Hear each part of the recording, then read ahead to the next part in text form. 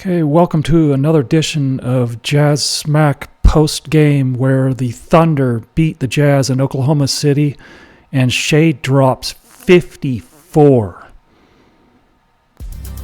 Jazz Smack, your source for information and analysis about the Utah Jazz and NBA basketball. Jazz Smack is a community for passionate Utah Jazz NBA fans.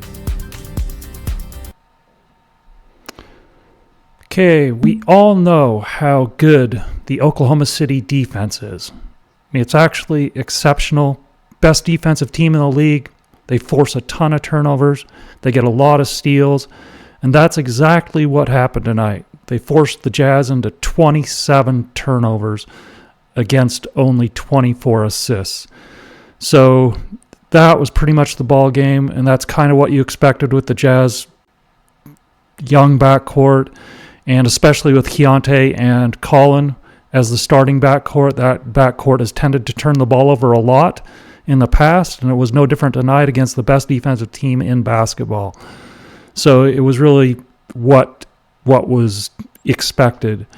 The thing that wasn't expected, well, considering the Jazz defense, I guess Shai having a massive night isn't really out of the ordinary. But he just absolutely dominated, and the Jazz could not do anything with him. In the mid-range game, he just killed them. And Jalen Williams in the mid-range game in the second half also killed them. So, it is what it is. And this is a game that the Jazz were expected to lose, and this is a game actually the Jazz need to lose. But at least they made it competitive. And with the Oklahoma City missing all their big guys, Chet and Hartenstein, I mean, Jazz had a huge advantage in the interior, in the paint, with size, and Walker had a big game as a result of that. Really good game. So, kind of be expected. I thought it was an entertaining game, and I am really happy that the Jazz made it competitive and, made a game of it and made it exciting to actually enjoyable game to watch, even though they had so many turnovers. Yeah, absolutely. I mean, it was great to see our team back together, right? I mean, to see our regular players, on a meritocracy basis, other than Keontae, all playing. I mean, we're not a star team. Let's face it. We're not the best team in the NBA. We're probably not even a playoff team. But to see John Collins playing and Marketing and Colin and Walker, I mean, it was great. I mean, it was really good and fun to watch. Our young guys mixed in. I mean, it was a fun game. I mean, we were competitive. We tried hard. Yes, we had too many turnovers. There's no question about that. But it was great to see our team back together. And whoever our best players are, you want to see them playing. And they did tonight. So that was great. Now, why do I think they did that? Because they knew they were not playing a bad team. That they're playing on the road of, probably the best team in the NBA, in my opinion. And so they put all their guys out there. But boy, I'd like to see that every night. Wouldn't you? Yeah, it makes it for a much more entertaining game. Absolutely. It makes it for and John Collins sitting all this time out and he comes back and plays the way he did. Wow, what a game. What an absolute marvelous game. I mean, he shot the ball really well. He rebounded well. I mean, it was like he didn't miss any time at all. And I'm to the point where I just wouldn't give that guy away for nothing. I mean, I'll give Clarkson away for nothing in a Westbrook type deal and just take back salary and then cut the salary like they do with Westbrook just to get rid of Clarkson. But I wouldn't do that with John Collins at this point. He's proven himself too valuable to another team, and I wouldn't just move him along. I mean, I think John Collins is a player option for next year. So if he keeps having this type of year, he may just actually opt out because, I mean, if it depends on who has salary cap room. But still, I mean, the guy played great, and he's played great this whole season, and I would not just give him away for nothing at this point. Like, I mean, obviously Atlanta gave him away for nothing. I wouldn't do that if I were the Jazz. Yeah, and he had the banged up finger the year prior to the giving away for nothing. And he didn't play terrible last year either. I mean, he was okay. He wasn't fantastic, but he was okay. But I think the interesting thing, and this is a topic I want to do for the next, like our secondary topic for our next podcast, is if you were to in like a normal draft, you knew how players were going to develop. So taking away the uncertainty, etc. Where would you draft? Where would you draft a John Collins? Where would you draft a Colin Sexton? Because I think it's really interesting. It's a crapshoot in the draft, and the reality is John Collins is a starter level player, right? I mean, he's a starter level player in the NBA. He's old enough now that he's probably never going to be a superstar. I think we could agree with that he's developed, so he's not going to become a superstar. Probably not going to become a star, but is he a solid starter level player really on any team? I think he is, right? And if you have that level of player, what is that person worth for in a draft? And once you figure out that number, like the range of what you in, wouldn't you expect to get that back, to trade him? Right? I mean, wouldn't that be a fair basis when he still has 6, 7, 8 years in his career? I would think so. But let's hold that for the next, because this is also coming out of what David Locke talked about on his podcast today about what a draft pick is worth. And I want to like relay those stats and then let you think about where you would draft some of these guys if you had to do it over again. And you knew and you had perfect vision of what they were going to be as players. But I agree with you. Like John Collins can play. Let's face it, he can play. He's a real player, and you shouldn't be giving that guy away.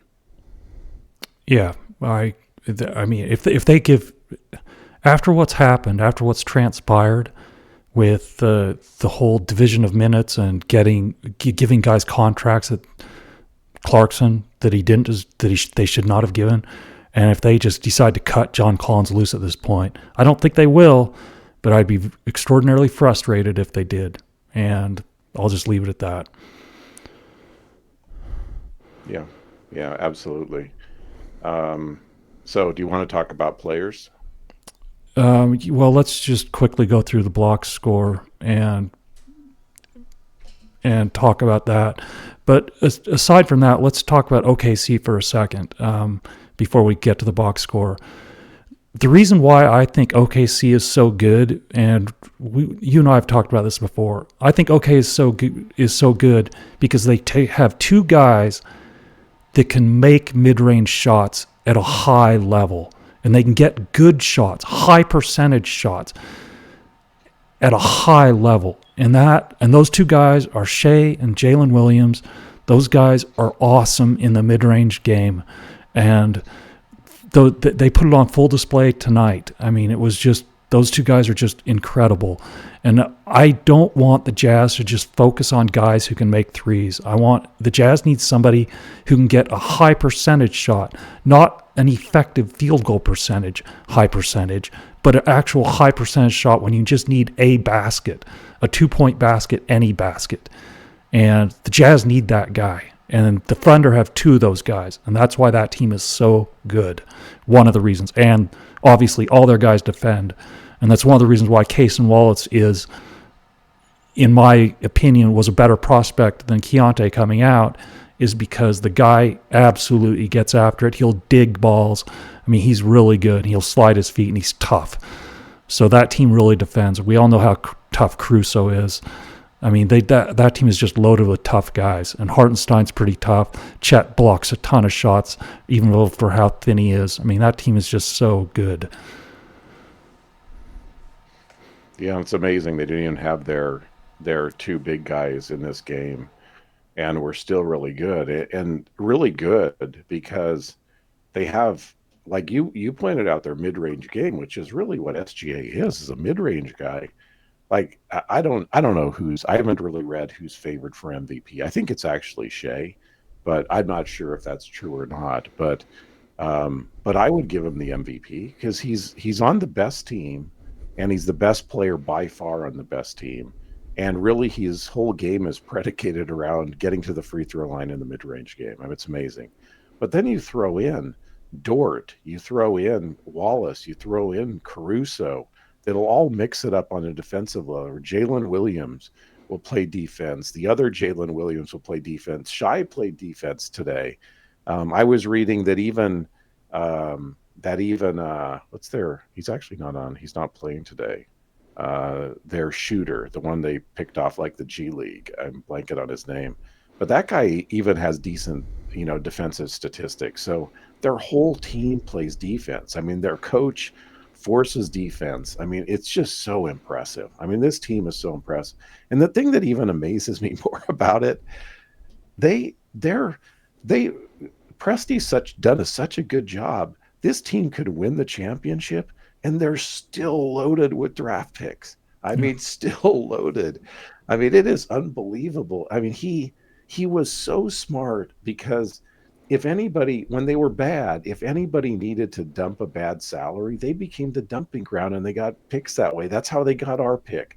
And no one else has done that. Like Ainge hasn't done that, where he hangs on to these players forever until he gets the value he wants. What Presti did is he got rid of all of them, created cap space, and then used it when other teams needed it. So he is just, I Yeah. mean, this team is going to be good for a long time. Yeah. I mean, so it's impressive. I mean, Yeah. it's impressive what they do.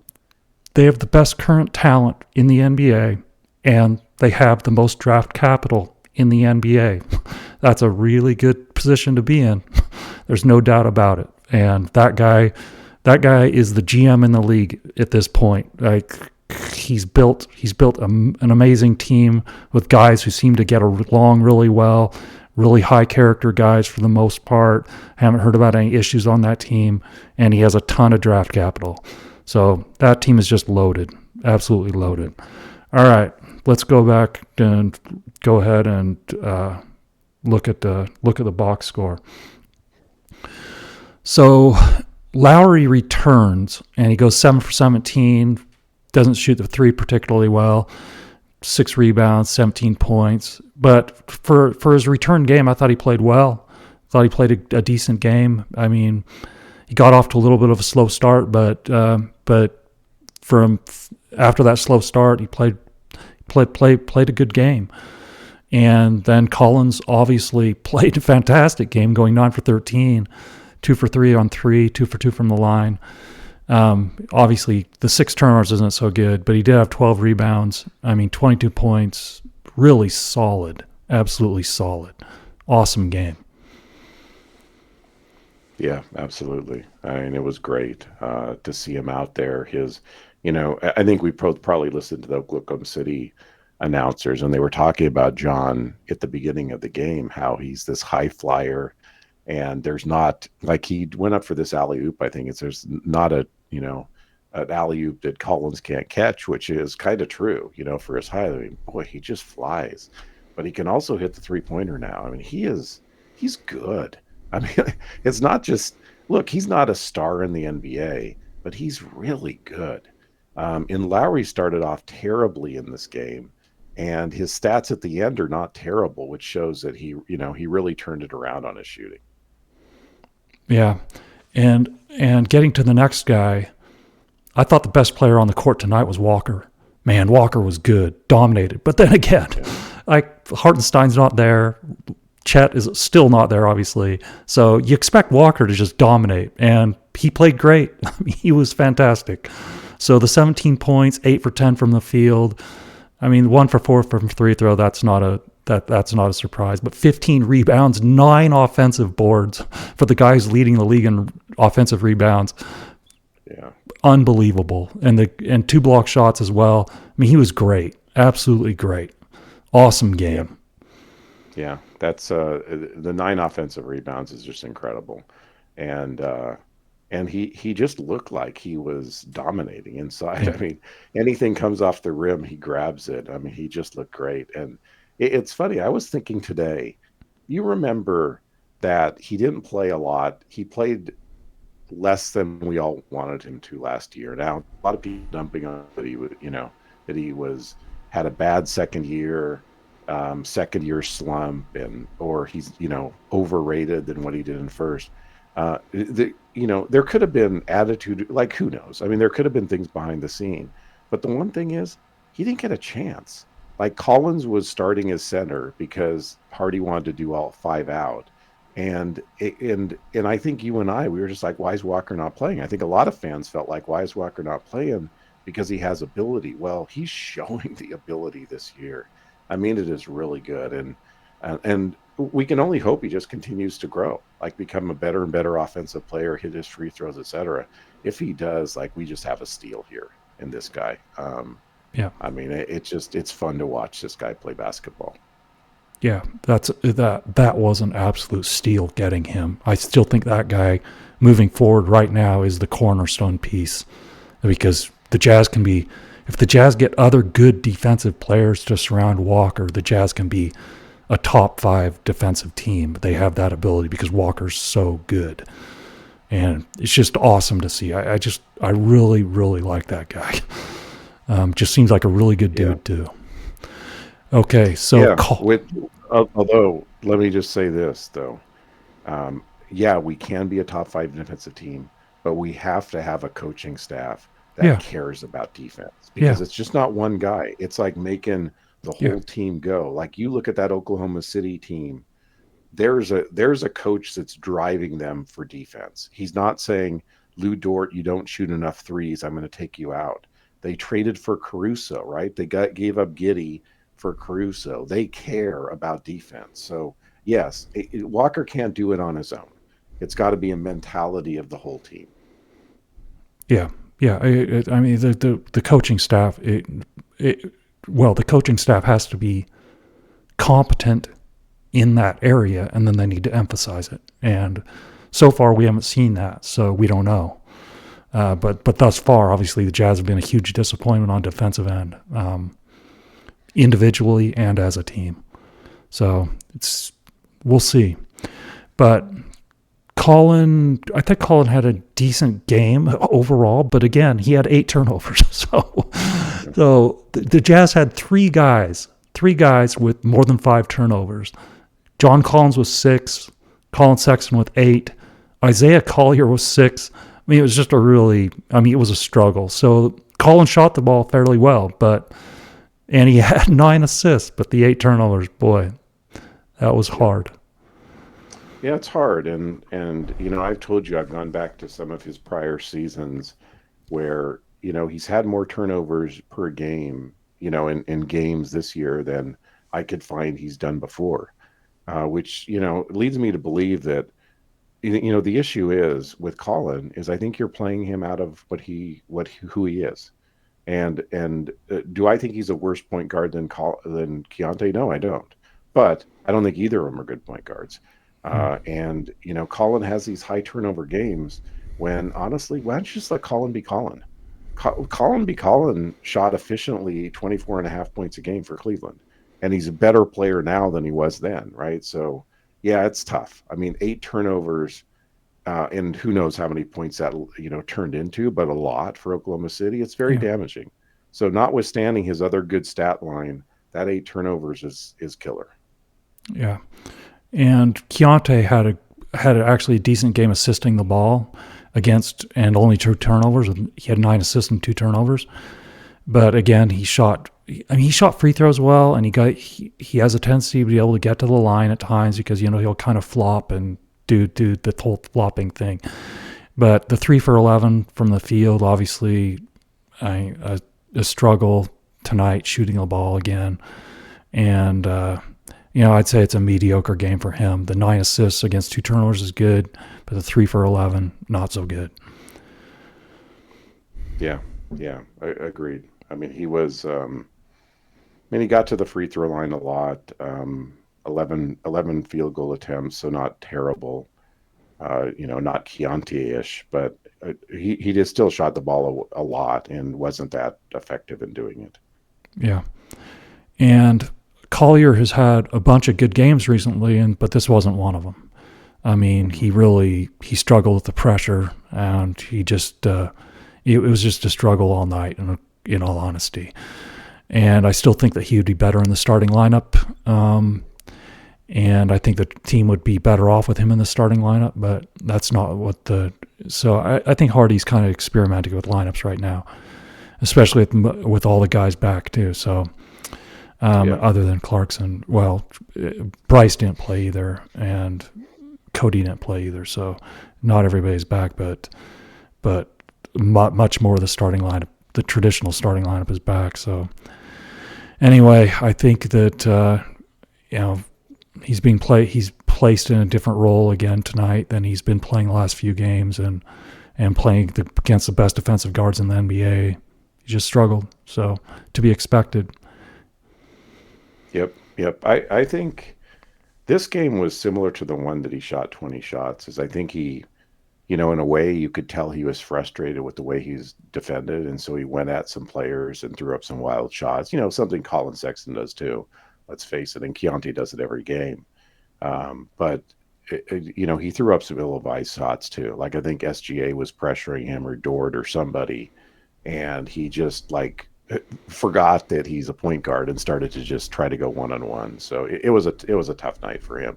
I mean, two assists when he's a great passer for 6 turnovers. That's more glaring than Collins' numbers, frankly, because he doesn't have the assists to match the turnovers. But he's a first-year player halfway through the season, and so what do you expect? But the other thing I would say about him is that, and I think he's going to see more of this, unfortunately, is that I think teams are just going to back off of him, which makes his passing angles hard, etc. And that's where in the summer he's got to take away that weakness. And maybe he can't take it away in the summer, but he's got to improve on that weakness. Like he hit this 3-pointer from the side. I think the last 2 or 3 3-pointers he's thrown up, he's rattled in. So even the 3-pointers that he hits, it's not smooth. It doesn't look good. And look, we all have weaknesses, and that's his. So let's just hope that he focuses on it this summer, because I think we're going to see more and more teams back off of him, and it's going to make it harder for him to get the assists that he has. Yeah. Okay, moving on. Kyle, he just really didn't get much of an opportunity tonight with both Lowry and Collins back. So he just didn't. He never got into the flow of the game, and he only got 12. Well, he got 13 minutes, so he didn't do much. He took 1 shot, 3 rebounds. Really, it's just really there's nothing really much to say about his night other than he just didn't get the time. Yeah, I would have really liked to see him get more time than Eubanks, particularly coming off the big rebound game that he had. And I'm not saying I like Eubanks. I think he's an interesting player, another one of these players that could be an interesting trade for a winning team. Like, why wouldn't you want Eubanks on your team as a backup player? I think he's a good, solid player. But like right now,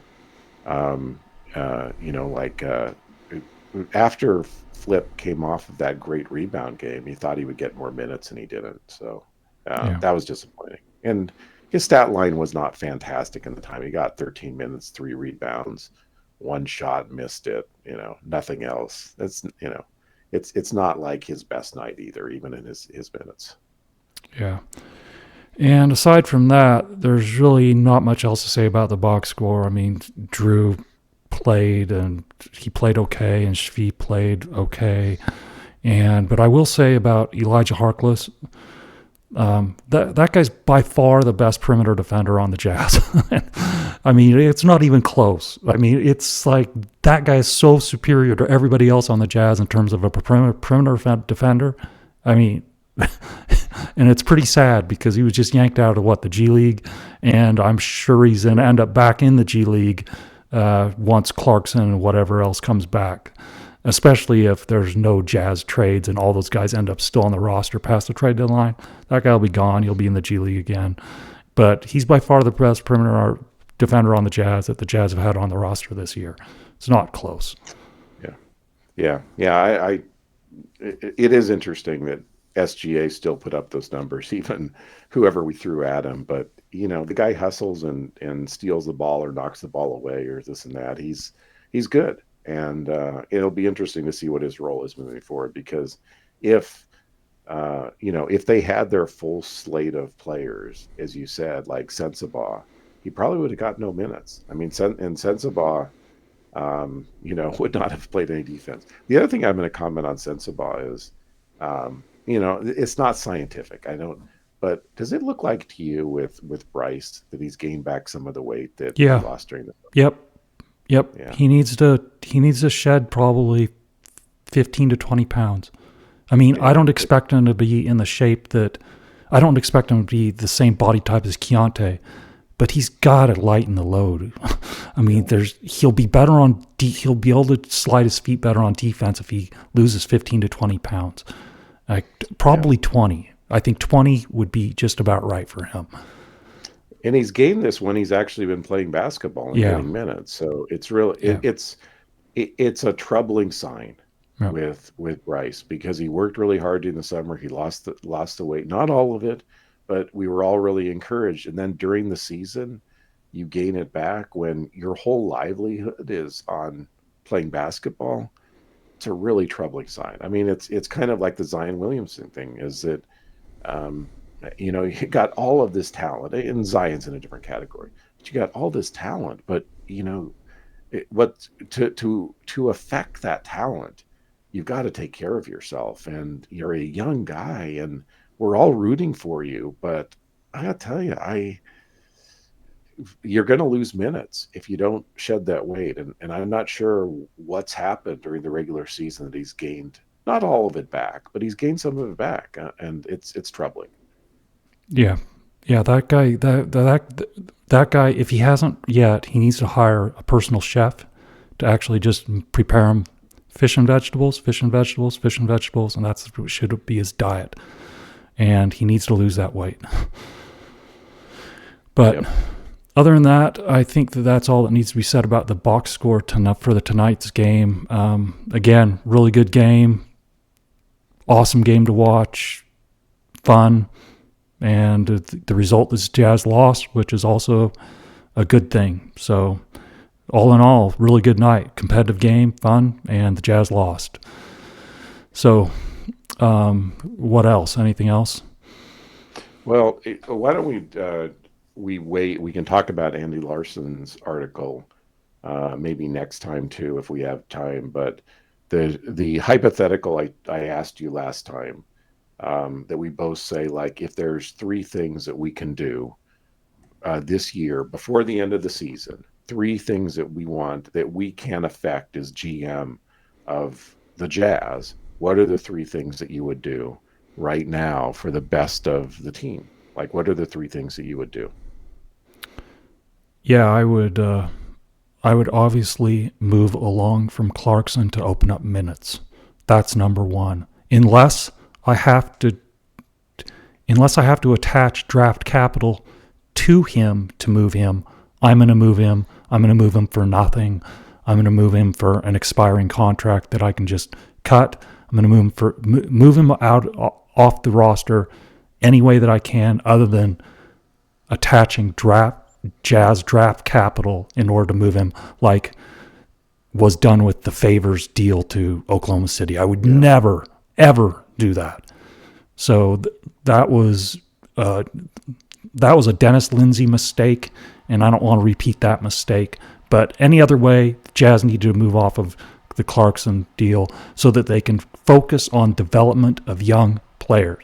So number 1, get rid of Clarkson. Number 2, opens up minutes for the development of young players. And number 3, I would still... Well, for number 2, I don't understand how you would do that. You say open up minutes for young players. So what does that mean? I want to develop young players. I still want more time given to the young guys. So you would so your second thing would be you would sit veterans for young players. I wouldn't, if Collins and Markkanen are still on the roster, no, I'm not going to sit those guys, but I'm going to give minutes to Kyle over Drew. I'm going to give minutes to, I'm not going to play Patty Mills, and because the Jazz have enough young guys on the roster that there's no reason to play Patty Mills right now. So that's what I'm saying. Got it. And Svi, same thing, I assume. Yeah, Svi, same thing. Like Svi is not part of the Jazz making a run to the title. He's not going to be part of that. I don't have any dislike for Svi, but it's just a calculation on what helps the Jazz long term, and just like maximizing the Jazz the Jazz's draft potential this year by losing games helps the team long term. I think playing the young players over Svi helps the team long term. Okay. That's 2. And number 3, I don't know. I don't know. I don't know what I would do with number 3. Okay, so number 1, I'd be the same, is trade Clarkson, buy him out, do something. So that'd be number 1 for me. Number 2 for me, just so I could get minutes for somebody else, think that his value, I think it's relatively high right now, would be the John Collins trade. Now, I agree with you that giving away John Collins for nothing is not, it's not something I would do. So I agree with Ainge that to the extent that somebody is like offering you nothing, I wouldn't, I wouldn't trade him. Now, at the same time, I'd probably sit him down and not let him play, or let him play against the really good teams like he did tonight, and then not play against the bad teams where he could affect the win. But John Collins would be number 2 for me. And I like John Collins, so don't take this the wrong way. But for the future of our team, I think John Collins. And the number 3 for me was a real hard one because, to me, I'm very tempted to say fire Will Hardy. And there's but I don't think it's realistic. We just extended him. 2, at the end of the day, I don't think the coach we have right now is going to be the coach when we win. So it really doesn't matter that much who the coach is. And ultimately, a lot of coaches are not going to want to step into a situation where you're trying to lose. In fact, Will Hardy doesn't want to because he's thinking about his next job and his next team. And if he loses every game, even if the organization wants him to do that, it puts him in a really tough position. So I feel for Will Hardy, but there's just so many things I disagree with what he's doing and his management of Keontae George in one, like, favoring him and Clarkson, that I think it'd be better off if we got rid of him. But number 3 for me would be trade Keontae George. Honestly, if, you and I like everybody on the team with the one exception for Keontae George, I think for both of us, even though we saw him in Summer League and we were like thrilled, right? The first time we saw him, he was like putting up shots. We were like really excited about him. But he's the one guy on this team I do not like to watch. And if it would save Hardy in my mind if he didn't have Keontae George to keep putting in, like putting Isaiah Collier. I'd rather him play than Keontae George. So if you could get really any value out of Keontae, and it seems like people think he's good, they probably don't look at the stats, like think he's good, like he'd be the 3rd one that I would trade away now. But so those are my 3. Yeah, I would trade Keontae. I just don't see that as realistic. I don't believe the Jazz are ever going to do that. If I were the GM, yes, I would be looking to package him and try and get draft capital in return. That's what I would be trying to do. But I don't think the Jazz are even in the vicinity of going there because Hardy seems to have an infatuation with the guy. That's inexplicable, but he seems to. And so I don't think the Jazz are going to dump him. I think they would need to have a really good, unrealistic offer for them to move on from him at this point. Yeah, I agree. Unfortunately, I agree with that. I don't think they're going to trade Keontae, but that's like a move that if I could have one that I was going to make it, and I'm the GM, it would be trading Keontae, because I think long term, and honestly, here's one of my fears, and we've also said this: neither of us, we're not going to do David Locke and make judgment of, okay, here's where these players are going to be in their career, because we have no idea. Keontae could have another summer of hard work, and reportedly he's a really hard worker, come back and shoot 42% from 3 next year at 50% from the field and be a great off guard. We don't know, right? So we don't know where he's going to end up being. But what I fear is that he was given the starting role like 10 games into the first season, 11 games into the first season, something like that. What happens when you tell Keontae, now you're not a starter, you're a bench player? Because to me, Keontae's probably going to be a borderline starter, but more likely a bench player. So how's he going to react to that? I don't think he's going to react well. I think he's going to be very disruptive. And instead of like letting a person earn the role they step into, we handed it to him right away. And I think that's going to be really damaging down the line. So that would be another reason for me to, move off Keontae. But I agree with you. It's not going to happen. But he's the one guy I just don't enjoy watching play basketball. Yeah, And he and Clarkson for me. I don't want to watch those guys, either one of them. yeah, but remember in the summer, we were so excited Yeah, for his rookie year, the guy. in Vegas. Yeah, he shot Yeah, the ball really well, but that was before I knew I saw all of his yeah, tendencies and his behavior and his demeanor and his lack of heart. Yeah, it just yeah. all those Lack of things. toughness, lack of Yeah, hustle. yeah. Always pretending like he's hurt and then missing tons of games. I mean, he's already missed more games probably in his first year and a half than Stockton missed in his 18 years of playing basketball. So, like, the guy just lacks heart. Just Yeah. it's not there. Sarah taught an interesting article that I've heard referenced a few times where, she goes to Yak and Keontae, and it's like no one ever taught him defense. And this was an article that actually was written, believe it or not. And I'm thinking, I got to tell you, that's just now maybe no one ever taught him good defense. Maybe he never had a good defensive coach. But the first time you pick up basketball, you learn how to slide your feet. You do defensive drills where you crouch down. You're told, okay, watch the person coming around. To say that at whatever level you're never taught to play defense, and knowing that if you just let somebody walk down the lane, that's not good. That's just a complete cop out to say that you never, like, a lot of defense is just playing hard. Like, yeah, you can get good coaches that can teach you positioning and everything else that I'm sure he's never had, but it's just a fact of not playing hard. It's the Yeah, part that just drives me crazy. Where you see him watch where he just watches somebody go down the lane, or he gets the ball stolen and he just stops playing. Those are the things that drive you and me crazy, and that's yeah, not coaching. That he's had that. So but you're right. I'm unrealistic. He's not going to be traded. And so probably the two things that are going to happen this year is you want more. Well, I do think Clarkson is going to be traded. What we get out of him, who knows? And I think John Collins, my second, may be traded this year. I think there's a good chance of that because other teams, you got to say, you want John Collins on your team if you're the Lakers or the Kings or somebody else like that. If you can get him for not a high price.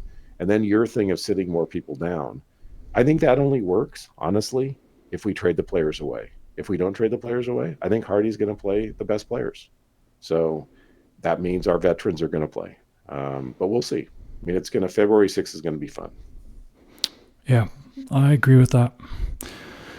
Well, any other comments for tonight? Nope. All right. Well, I think we will call this the end of this edition of Jazz Smack Postgame. And please like, share, and subscribe. And we will talk to everybody next time. Have a great night, everybody.